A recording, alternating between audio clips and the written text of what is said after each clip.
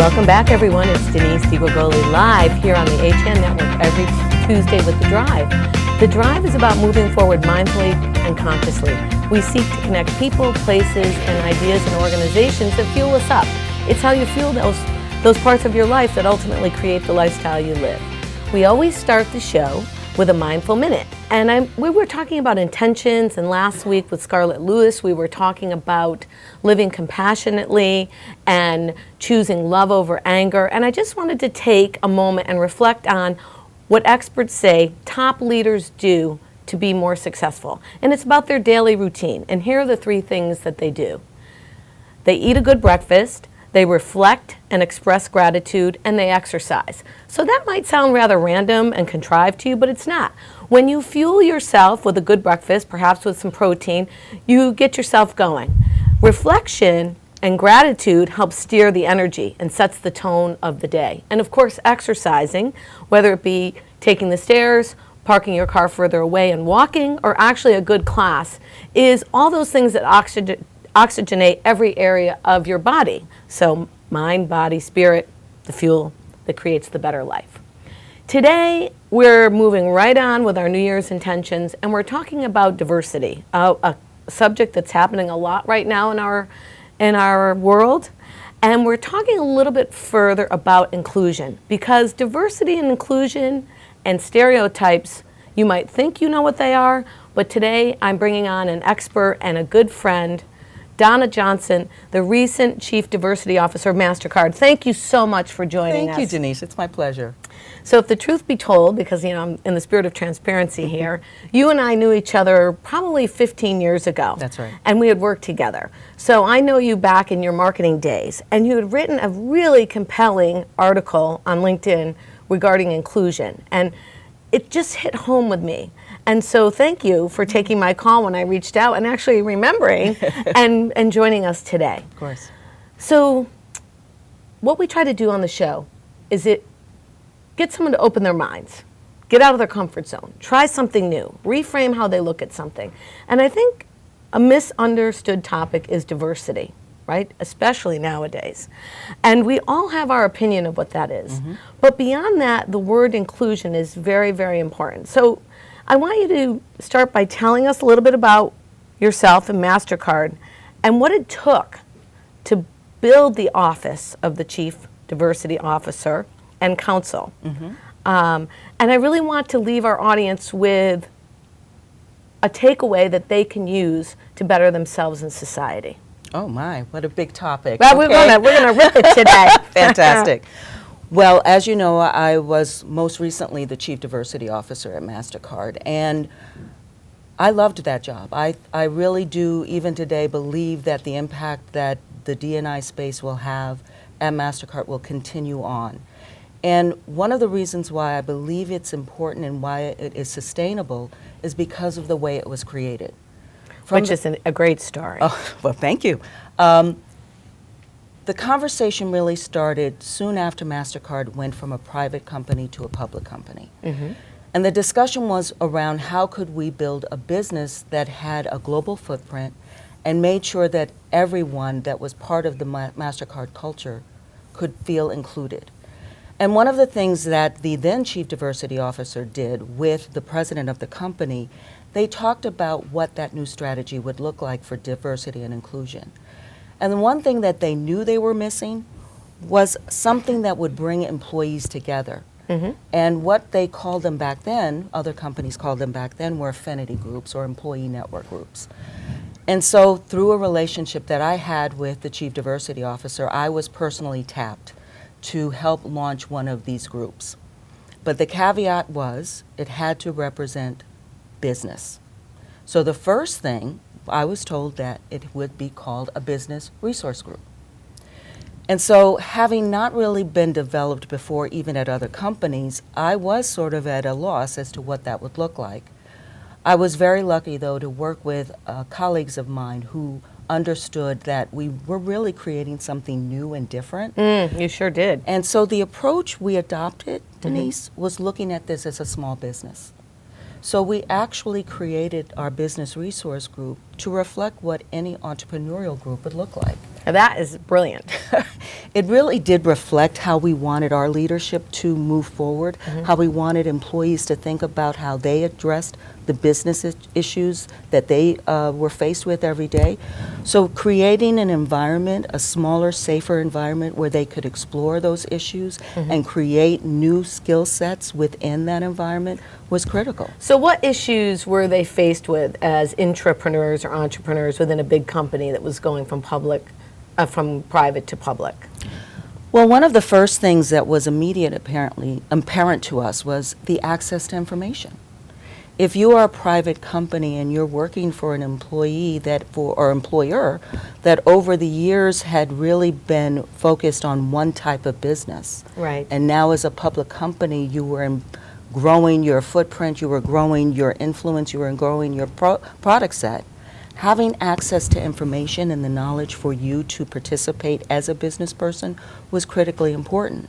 So developing these business resource groups where employees, regardless of their tenure, their maturity in the organization, the role in which they played, their age, or their specific skill set, they could have access to. So the first thing the business resource groups did was we opened up these groups to allow anyone, regardless of their background or experience, to participate.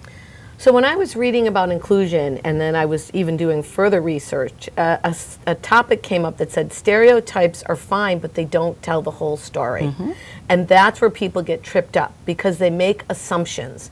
Whether you're an intrapreneur, an entrepreneur, you're a certain religious denomination, female, male, I think that's a part of humanity, right? The way that perhaps we're reared here in America or in our societies. So what were you doing with your insight to steer these business groups in a way that they could access that and change it themselves without being forced? Sure. Well, again, as I mentioned, because we were lowering the barriers to getting access to information, that meant that regardless of who you were going to be on an equal footing. And that's really important when you think about inclusion and eliminating stereotypes. For example, if you're an assistant, a business administrator, you may not be perceived of being someone who could possibly lead a group because of the role that you're in right now. Your title, what you do, where you sit. So all of those things evaporate when you're in a business resource group, because again, you could be sitting across the table from a senior vice president, but because you're working on a business initiative within what we called a BRG, those barriers, those trappings, they went away. And so what you found was you were tapping into talent that may not have been identified or even used before, because the stereotype of the person sitting there was based on what role they had in the organization and not the potential of their talent going forward. So it almost gave them an opportunity to try out a new role, right? Exactly. Did you find people then after these business resource groups shifting out of roles that they played? Oh, so because amazing. It was found talent. It was amazing. And did you find that, for example, the senior vice president that probably had a little bit of prestige and power, did you find those folks easily allowing the lines to evaporate and taking on those people, or did you have naysayers? And what were you still doing? I'm sure there were probably a few that you had to rein in and say, listen, this is the way it is. What did you do? Because I know you had a lot to do with that. Oh. Well, with anything that's new, you're going to get people who embrace it immediately, jump in, they're ready to play the game. There are others who are sitting on the sidelines, they're supportive, but they want to make sure that the result is in line with what they hope you are able to achieve. But then that third group, you really have to decide and pick and choose who you're going to be able to easily influence. And again, as we've said from the beginning, it's not just diversity, but inclusion. So making sure that people who are sort of in the background questioning the value of this have the opportunity to experience it up front. So the business resource groups were labeled by demographic groups, but the membership and participation was never limited by that. So you could be a part of this team. Was it voluntary? Absolutely, voluntary. But more importantly, because you might be managing a business you could then approach these business resource groups and say, I have a business challenge. So I certainly had business managers who said to me, you know what, I'm not sure that I believe in what these groups will ultimately be able to achieve. And in some cases, I asked them to give these groups a challenge. And all I needed was one. So what was like the challenge given that was the most remarkable coming to your memory? Well, where you broke down the most barriers? There was actually a challenge that came from the most senior leader in the company. And he looked at the diversity initiative and said, you know, we're still limiting ourselves trying to put each other in a box. Meaning if you're a woman, here's what you do. If you're African American, here's what you do. If you're LGBT, this is what you do. We've got to break down those barriers so we can ensure that everyone feels that they're part of the business. And so he asked me, what would you do to make sure that everyone feels that they are part of this team? Yeah, what would you do? Well, the first thing, and I said this at the beginning, is create something that everyone has access to. So working with our leadership team with learning and development, we created a program where all employees would be able to have access to information on how our company operated, how we made money, and how our global footprint would positively impact other people's lives. So you just opened the doors? Yes, absolutely. No pushback on that from senior leadership, how we make money? Oh my goodness, no. As a matter of fact, it was embraced. Because if you have everybody buying into the strategy, and if they understand what role they play in that strategy, how much more effective will they be? I hope every entrepreneur that watches my show and every person is saying, how can I radically take a look at something to affect change and be okay with the transparency that may need to follow? May need to follow, but at the end, if you think about, there's a story with JFK going to NASA, and he was walking around the buildings and he met a janitor. And he asked the gentleman what he did at NASA. And the gentleman looked at him and he said, I'm helping put a man on the moon. Now, to me, that is representative of what diversity and inclusion and why it's important. He felt so committed to the sum of the whole. Very much He didn't say, I empowered. push a broom. Not at all. I put a man on the moon. He understood that pushing that broom, making sure that the building, the environment was properly taken care of, that others could do their role. And he felt valued. And he was remembered because he was part of the team that made sure that someone got to the moon. Fascinating. Wow, when we're having fun, the time goes by fast. We're going to take a quick 2-minute break. We've got a lot to share regarding diversity, inclusion, and stereotypes, and what you think you know, but what you really don't know. Join us here every Tuesday on The Drive with Denise DiGrigoli. We're so thankful to share this hour with you. If you like it, pass it along. We'll be right back. Get a fresh start to the new year by shaking up your meal routine. Walter Stewart's Market is your local source for a delicious selection of fresh and convenient salad shakers, like Southwest salad with chicken, Cobb with organic chicken, Power Vegan with fruit and quinoa, Greek salad with tabbouleh, and grilled shrimp with hominy. Grab one from our salad case or order from our deli today. Walter Stewart's Market, 229 Elm Street, New Canaan, or shop online at stewartsmarket.com. Whether you're looking for the freshest seafood, the perfect steak, or want to share delicious appetizers, look no further than the Stone's Throw in Seymour. Chef Peter Hom has more than 30 years of experience creating original recipes in his American eclectic style. Our dishes are made from scratch with fresh, local ingredients that pair perfectly with a seasonal craft beer, a signature cocktail, or your favorite wine. When you visit our Riverside location, you'll feel like you're on vacation when you're only a stone's throw from home. Visit us on Roosevelt Drive in Seymour or at StonesThrowCT.com. Want a new experience in car buying? No aggravation, no confrontation, just answers to all your questions. SCAP Chrysler Dodge Jeep Ram. Car buying the way you want it to be. With one of the largest selections of new 2- and 4-door Jeep Wranglers available, we are Connecticut's Wrangler headquarters. Located in Fairfield, Connecticut, we're easy to get to. Just 2.5 miles off the Merritt Parkway, exit 44 via Route 58 South. Save thousands right now during the Start Something New sales event, now through January 31st. Well, there's still a bite out on the water. Most anglers have decided to stow the gear for the winter. Just because Mother Nature isn't cooperating doesn't mean you can't see the latest models of all your favorite gear. With 2 convenient locations, it couldn't be easier to get your fix of summer. Boater, beach bum, fisherman, or simply love the New England coast, this is a unique place to shop. The Dock Shop, 51 Tokenique Road, Darien, 609 Riverside Avenue, Westport, or on the web, dockshop.com. Are you looking for new opportunity this year? How does growing a business with unlimited income potential sound? Christy Kinsman is a local entrepreneur building a global health and wellness business in Fairfield County. Offering cutting-edge anti-aging skincare, all botanically based and paraben-free, and a complete vegan, clean-eating nutritional plan, Christy's looking for business partners that can help get others healthier while taking advantage of an untapped market. Take that first step to freedom from the 9-to-5 grind by learning more about the products and our mentorship program. Contact Christy at thelittlehouseshop@yahoo.com.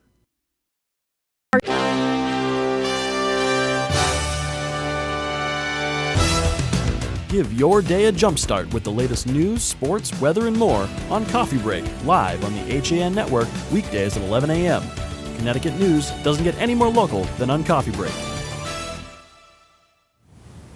You know, I grew up with the old saying that you can't be a success unless you make someone else a success, and that's what we plan to do here every Tuesday on The Drive. It's how you move your life forward mindfully and consciously. And today we're talking to the former Chief Diversity Officer of MasterCard, Donna Johnson, and her expertise on inclusion and diversity. So let's go through the 3, if you will, definitions by our expert. Diversity, inclusion, and a stereotype. Okay. Well, diversity is pretty straightforward. It's about recognizing the differences that people have, and then we put them in groups and label them. It's important to value diversity because that really does set you up to understand how you belong, what your background is, what brings you to where you are today. Inclusion, and that's the part that people really struggle with, it's understanding how you can have those diverse groups of people, those individuals, people, come in and really feel part of an organization. And ways that you do that will really be driven by how your business or your culture has been created. But what we have tried to do at the company that I worked at is to ensure that all elements of our structure were inclusive. So that's from ensuring that our diversity initiative welcomed everyone to allowing everyone to play a part. Now this third thing I actually refer to as a Polaroid picture. A stereotype is something, it's a snapshot that you have in your mind about an individual or a group of people based on information or data or facts or experiences that you might have had in the past. Now we all know that subconscious bias is driven by a human need. For example, if you touch fire the first time, you don't have to continue to touch fire to know that it's hot and therefore to be avoided. So subconsciously, your body, your brain automatically knows that these are things that we need to file in the back of our head that we don't have to think about again. Because if we had to think about everything that we experience and want to interact with, we'd collapse from exhaustion. Right. So for the good or the bad, we do use stereotypes, our assumptions about people and circumstances, so that we can react appropriately. Process information, make a decision. And ensure that, for example, am I in danger? Is this a warm or friendly environment? Is this person going to hurt me? Do they like me, etc.?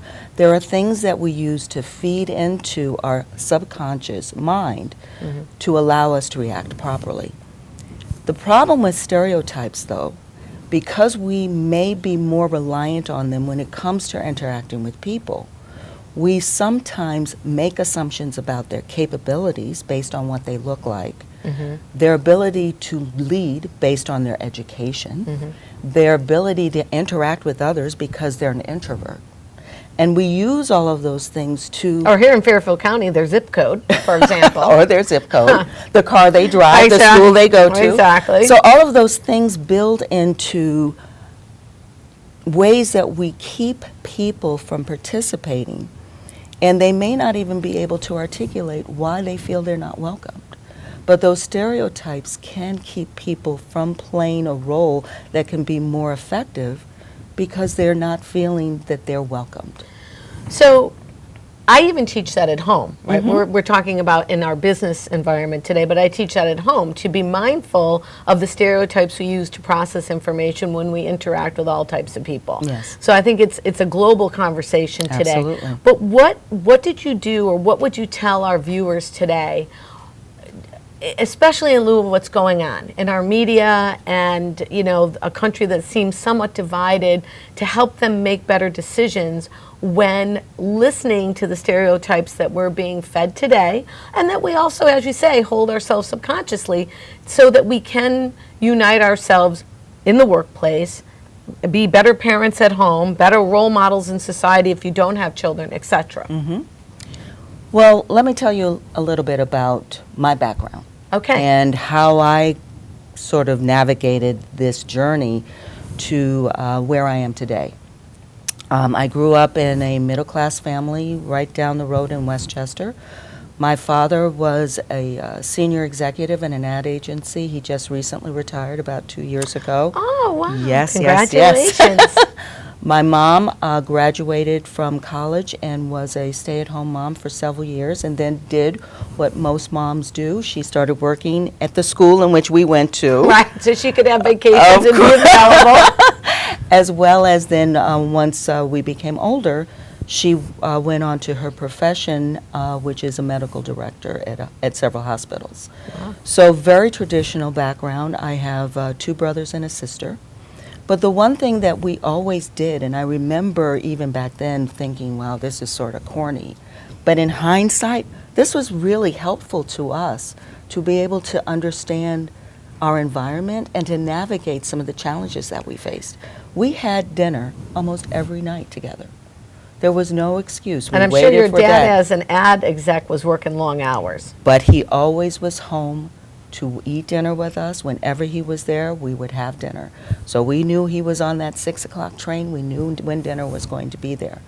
And being able to share those experiences, to have that conversation about what had happened during our day, what he had experienced during his work, what my mom was going through, really helped us have real conversations about we as young people, as African American kids going to school, in this environment, to what the potential of our opportunities might look like through my dad's eyes.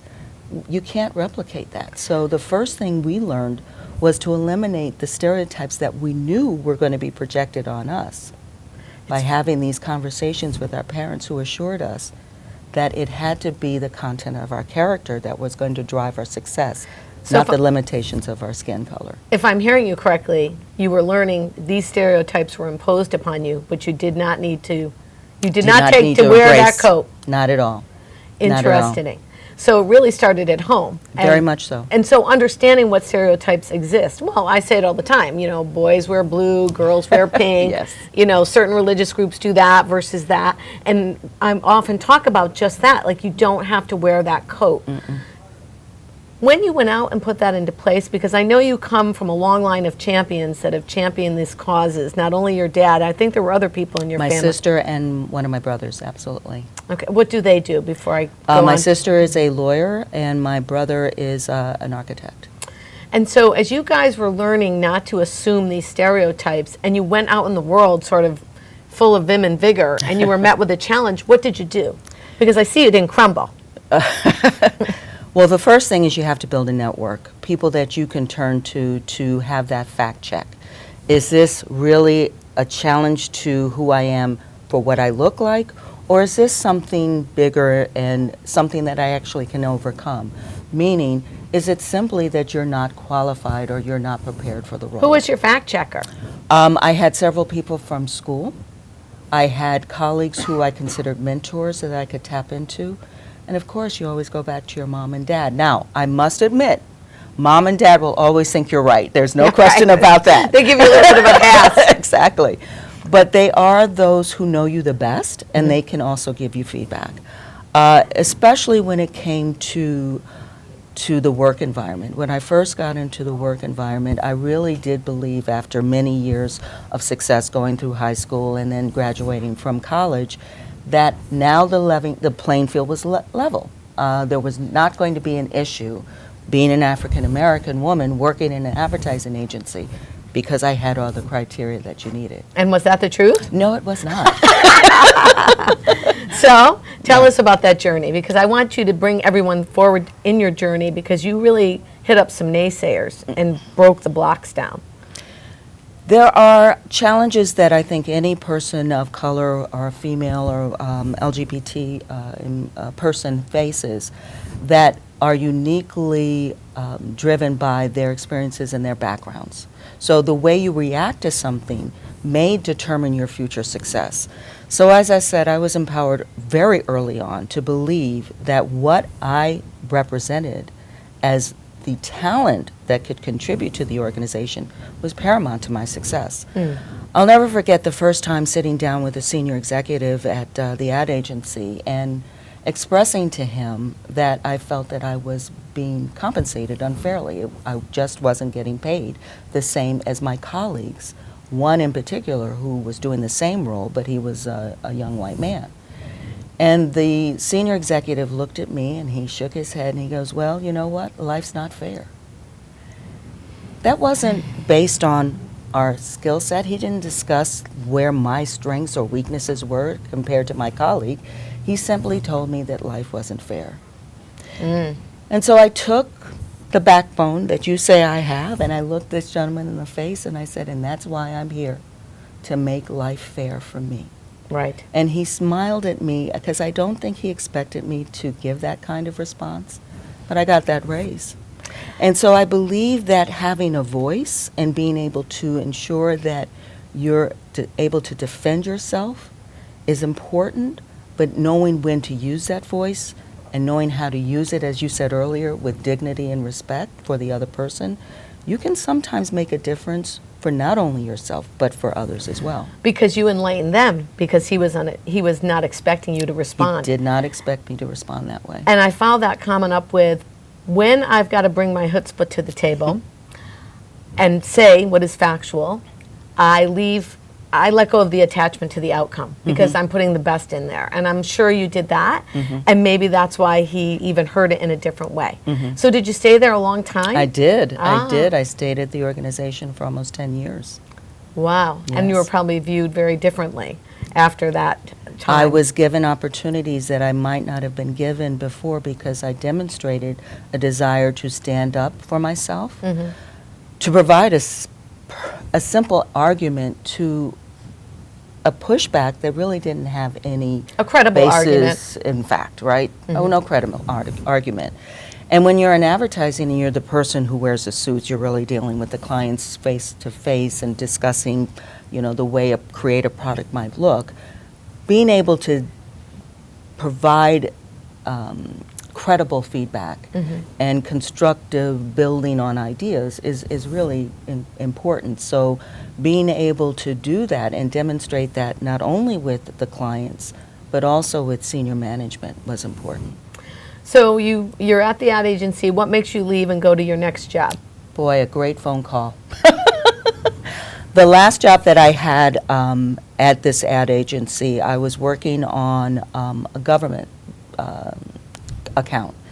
And that particular account really exposed me to all the areas of marketing, not just advertising. And with that experience, one of my former colleagues gave me a call and said, we are looking for someone at Citibank to run or help run a division that we have within this new business that supports an initiative to gather point of sale data. Basically, it was looking at the way we collect purchase behavior data at the point of sale and repackage that for manufacturers to better target consumers. And because of my marketing background, they thought I'd be perfect for it. So I simply got a call. I went in I interviewed, and I got the job like the next day. I think chance favors the prepared mind, though. For all of our viewers, that you're making it sound like, but you had gone through some things. I mean, I don't want to say you paid your dues, but you paid your dues and you held your own. Yes. And I think that's important for people that might be wondering, how do I do that? Well, I think the thing that people tend to forget is that you're constantly working with others who can influence your opportunities and that luck as well. So this particular phone call that I received from this individual was somebody that I worked with and had left the agency years before. But she had remembered our working relationship. Mm-hmm. And so when she made that phone call, it was because she trusted me, and based on my background and experience, I was a good fit, obviously, because I was hired. Mm. But more importantly, because of that relationship, she felt comfortable recommending me. People will never remember what you said, but they'll always remember how you made them feel. Absolutely. Okay, we're going to take a quick break here. It's Denise at The Drive. It's how you fuel your mind, your body, your spirit that creates the lifestyle you live. If you like it, please share it. And if you'd like to be a guest here on The Drive, please tweet us at HAN Network CT. I'd love to hear from you. We'll be right back. When it comes to local entertainment, we've got it all. From movies, local artists,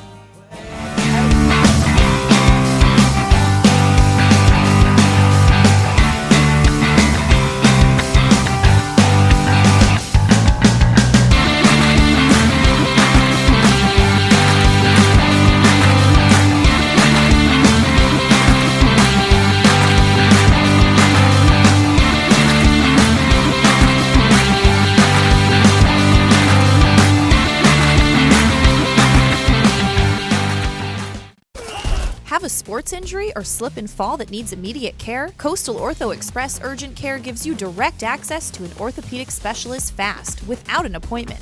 Basketball, hockey, skiing, whatever the sports injury is, sprain or fracture, Coastal Ortho Express can help. Coastal Ortho Express Urgent Care open Monday through Saturday, now in 2 locations. The iPark Building at 761 Main Avenue in Norwalk and 36 Old Kings Highway South in Darien. Or go to coastalorthoexpress.com, like them on Facebook.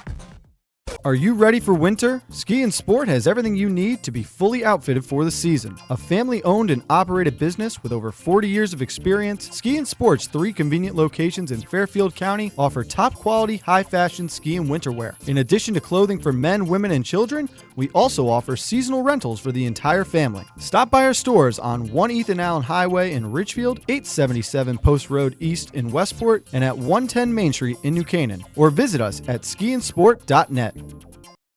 It's all about meeting goals this year, and Trinity CrossFit of Ridgefield has experienced trainers, top-of-the-line equipment, and a newly renovated space to help get you there. Offering more classes per day than any other CrossFit gyms in the area, we cater to all fitness levels. Our coaches have a combined 10 years of experience in CrossFit, and as competitors themselves, Trinity coaches can get you ready for competition in 2017.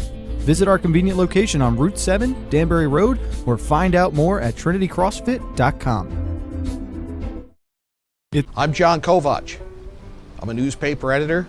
I'm a high school football coach. I'm a television presenter. And I want you to love fishing as much as I do. Tune in to Yankee Fisherman, Thursdays at 1 on the HAN Network. It's like going to the tackle shop without leaving your office.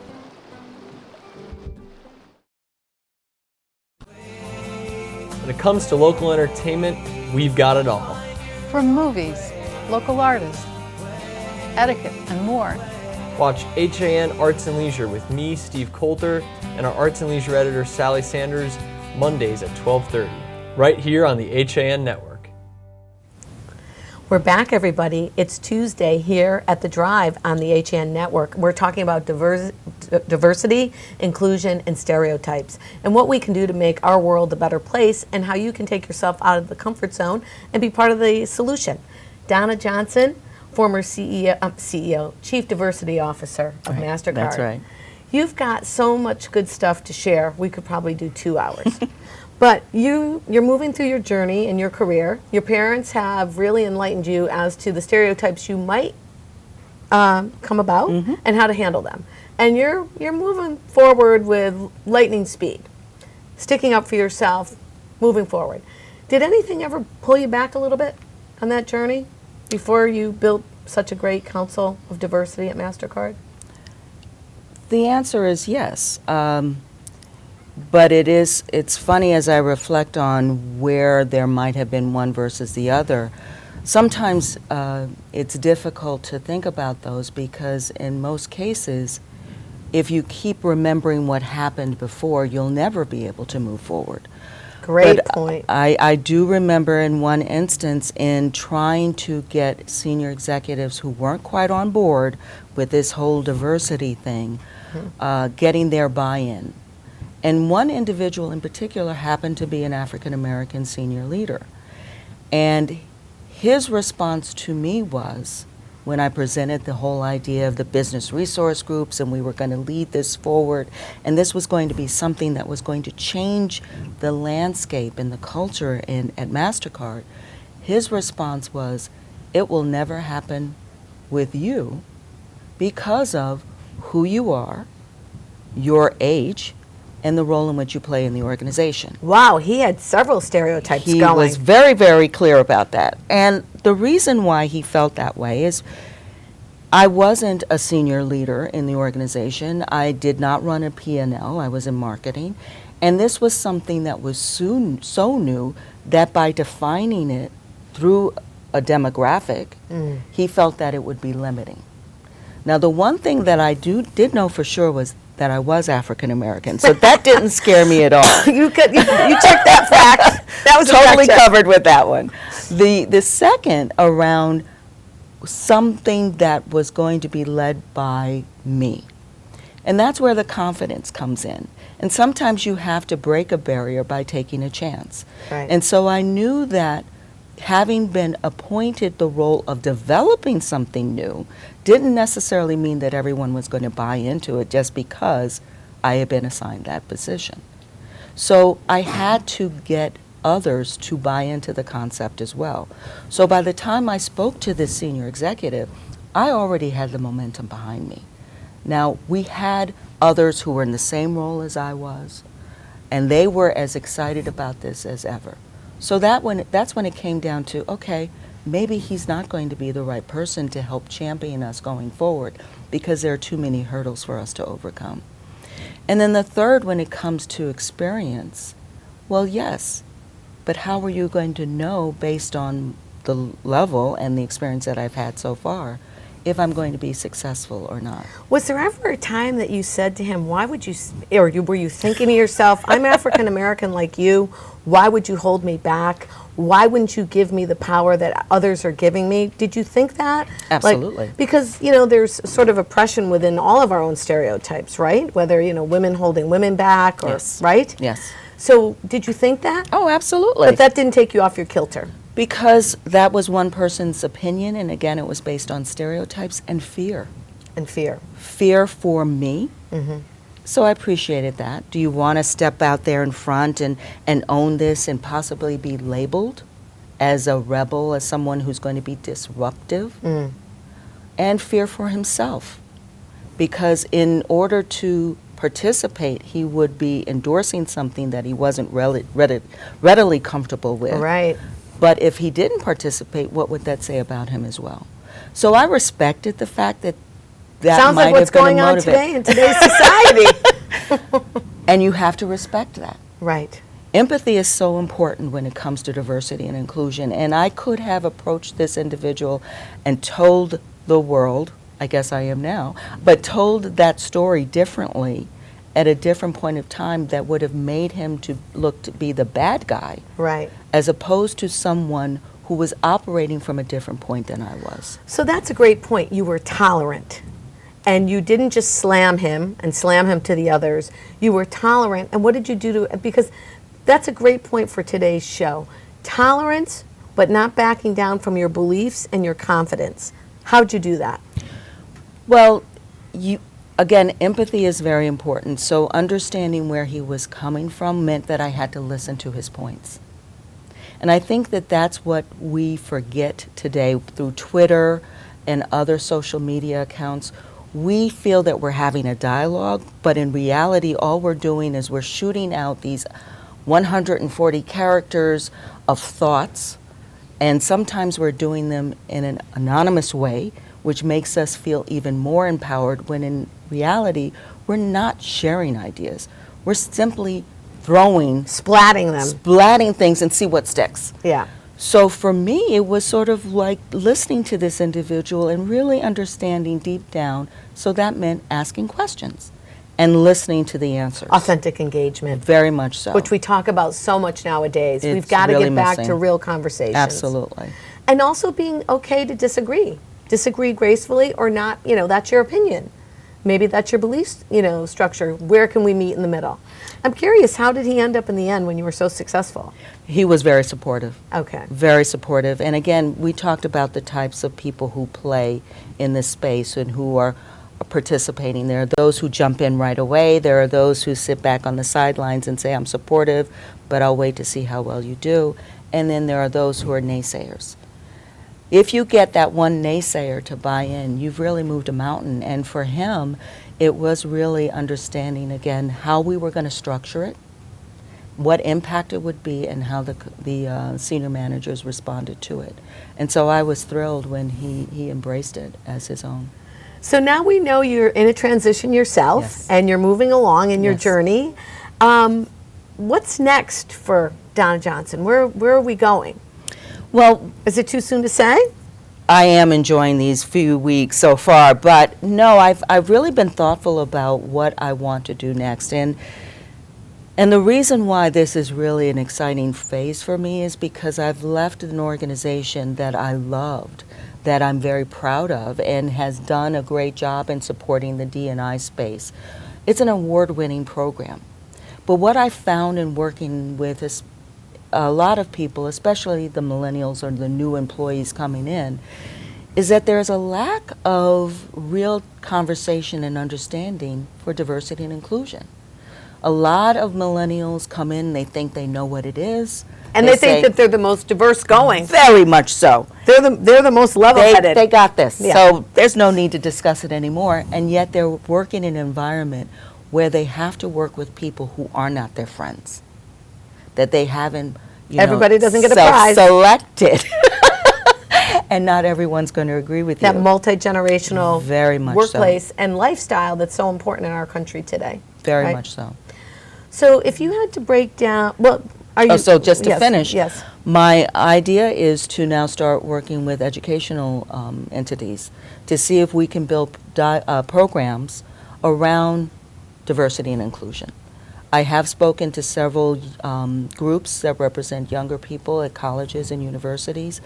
I certainly am approached by those same individuals to talk about what D&I means when you're moving from the educational system into a corporate environment. And so working at that level, I think, would be critically important to creating a dialogue so that what we understand D&I to mean really means not just having empathy for someone because you happen to know someone who's gay or you happen to know someone who's African American. You shouldn't support women's issues just because you have a daughter. Right. Okay? Wonder if you don't have a daughter. Right. Good point. So let's support diversity and inclusion and what it means simply because you're an empathetic leader.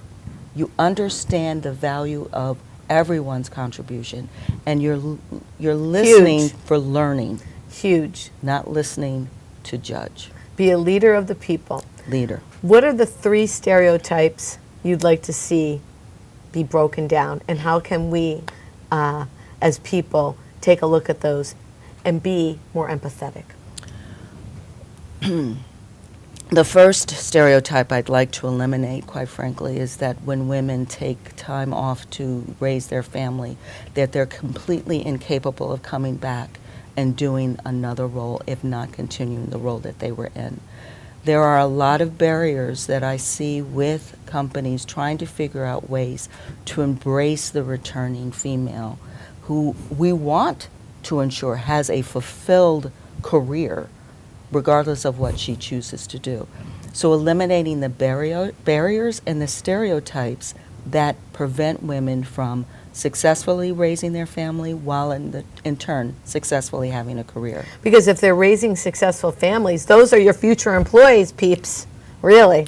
They're the consumers of tomorrow, Yes. if not today. So let's make sure that they are as prepared as the family members. Again, I grew up in a family where that was very important, but choice was also important to my mom, and she was able to have that choice. Right. I think today women have even more choices, but we need to eliminate those barriers that prevent them from choosing those choices. The second, and I don't know, have you seen the movie Hidden Figures yet? No. Okay. I'm going to put in a plug for that, because Okay. the second stereotype I want to eliminate is that people of color, people of African American descent, and Hispanics are not capable or interested in the STEM field. Hidden Figures is a story about a group of African American women who worked at NASA. They were called computers. Oh, yes, I did look into And that. several of them went on to help successfully put the first man on the moon. Right. And when you think about how little that story was known Ever told. and ever told, that means that the stereotype around what people of color are comfortable with can be perpetuated. Imagine Women if in it's math, women in science. Yeah, the same thing. the same thing. So let's try to eliminate that, because it's important for us to stop putting a stereotype on someone because you haven't seen them in that role or haven't been educated as to that experience. And educate yourself on these great stories because they are so motivating. And the third one? I would like to eliminate the need to feel that someone who speaks with another language somehow has to adapt to English. So English doesn't have to be the first language. It does not have to be the first language, and it doesn't necessarily have to be spoken perfectly in order for that person to be successful. And why do I say that? I was approached by an individual a few years ago who had a great diversity initiative that he wanted me to consider as part of my curriculum for the company. And it was accent elimination training. Oh, And it was accent elimination training that because just feels bad. it felt like, am I on Where were you? camera or something? I was in the office, and you know, as a professional, you always want to listen, especially in my role, because again, not knowing why this was being presented to me, I wanted to make sure I understood exactly what this person was saying before I addressed it. And the feeling from his point of view was, if someone has an accent, it's very difficult for them to explain themselves, and so the listener has to adjust their hearing to such a degree that it would be better for these individuals with accents to be trained out of them. It's amazing that someone presented that to you recently. Wow. That did not go anywhere. Those are three great stereotypes that, yes, we all need to give a little credence to how we present ourselves and Yes. really what would challenge what we think and be open-minded. So you're busy, Yes. you're successful and extremely calm. How does Donna Johnson stay so calm? Oh my. Is there some background stuff you do? I enjoy music a great deal. Music. So music is something that I have, you know, in my heart. It's playing in the house. I even got Google Home so I can have it playing all the time. The second is I read. I read a great deal. I enjoy reading about recent history and fictions. I absolutely do enjoy fictions. I'm reading The Underground Railroad right now. And I also, during the summers, love golf, and I absolutely have to get back into shape for that. So one of the things that I will do, and taking a lesson from what you shared with us this morning, as what great leaders do, I will get back into exercise, because that's also going to help me stay grounded and focused, especially when it comes to summer and I'm out there playing the game again.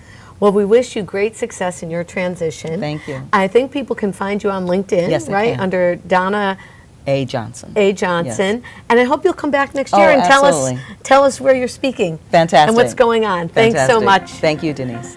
Guys, it's another great day here on The Drive. Thanks so much to Donna and all of you for tuning in. I hope that you'll think about the stereotypes you carry and how you can break down some of the barriers. It's how you fuel your mind, your body, your spirit that creates the life you live. Live it mindfully and consciously. Help others be a success, and tune back in next Tuesday. If you'd like to be a guest, tweet us at HAN Network CT, and I look forward to seeing you soon. Thanks again.